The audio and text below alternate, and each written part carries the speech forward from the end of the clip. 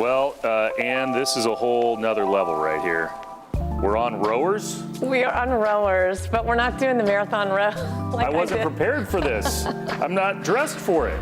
Well, obviously neither am I, but you know, it's about being functional and flexible, mentally flexible more so. We are at CrossFit Deliverance. We are. This is my safe haven where I come to rejuvenate mentally for the campaign trail and just in life in general. And you are a member of the two-time Drinks with Daniels Club. I am so excited to be that.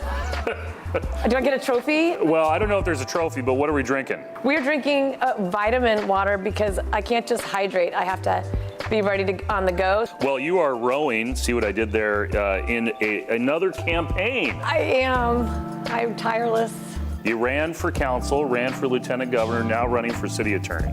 Yeah, all on the same issues, right? It's the state of our city, what's happening on the streets of Seattle, and specifically in this race, it's about public safety. Because the issues have not improved over those years. In fact, it's increasing. We are having rates of crime that are increasing, our neighborhoods and downtown. So straighten this out for me. When you ran for council, you were a Democrat. When you ran for lieutenant governor, Republican. Now you're running as a nonpartisan? Look, I'm about people and issues. I've said the same thing regardless of where I've been, because I think I want to have a sense of responsiveness from people that are elected to look at what society is calling for. We have let this deteriorate so that our people wanting to do bad acts come and commit more crime. Crime is committed by people who are sheltered and unsheltered, and victims of crime are sheltered and unsheltered. So is Seattle dying, or does Seattle just have a few potholes that need to be replaced?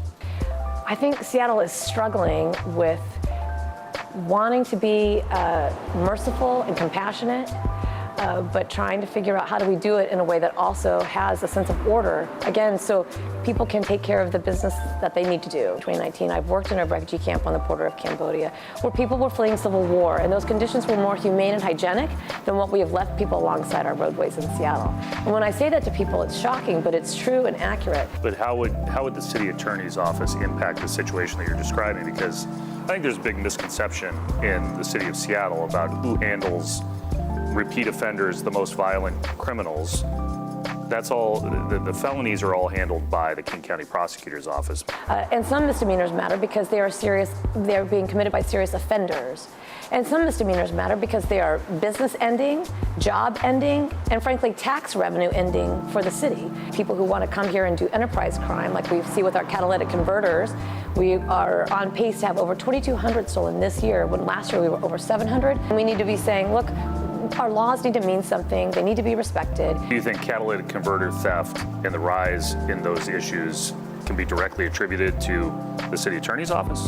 I'm saying that when people see that there is really nothing done, I mean, you've probably heard colloquially the phrase of, oh, well, it's just Seattle, right? That has become kind of the accepted reason as to why we are having crime. Oh, well, that's Seattle?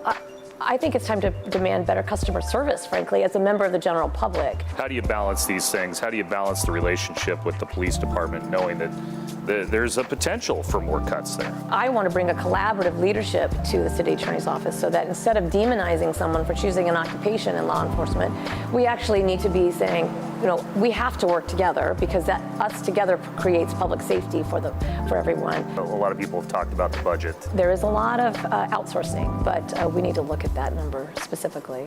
So fewer martinis and more vitamin water. I think that it always helps staying in my lane as city attorney, right? Because it is not a policy seat. It is not a place for a radical agenda. It is not a place for political advice. It is impartial legal advice to those elected to create policy at our city and to maintain what our laws say so that we can have public safety here. It's going to be a long row ahead, though. See what I did there? See what I did there? It was very good. Yeah, full circle. I mean... Thanks for the vitamin water. I know. I hope that you liked it. Yeah, thanks for sharing a drink.